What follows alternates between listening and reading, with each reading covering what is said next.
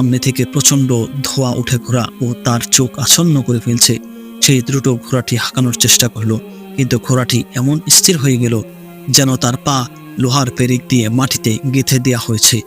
অতঃপর সুরাকা রাসূল সাল্লাল্লাহু আলাইহি ওয়াসাল্লাম ও তার সঙ্গীদের দিকে ফিরে অত্যন্ত বিনীত কণ্ঠে চেঁচিয়ে চেঁচিয়ে বলল, ও হে, তোমরা তোমাদের প্রভুর দরবারে আমার ঘোড়ার পা মুক্ত হওয়ার জন্য দোয়া করো, আমি তোমাদের কোনো অকল্যাণ করব না।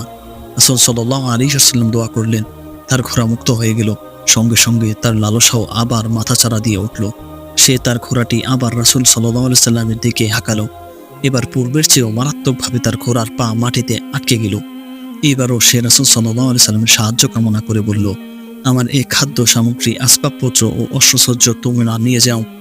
আমি আল্লাহর নামে অঙ্গীকার করছি, মুক্তি পেলে আমি আমার পেছনে ধাবমান লোকদের তোমাদের থেকে অন্যদিকে হটিয়ে দিব। তারা বললেন,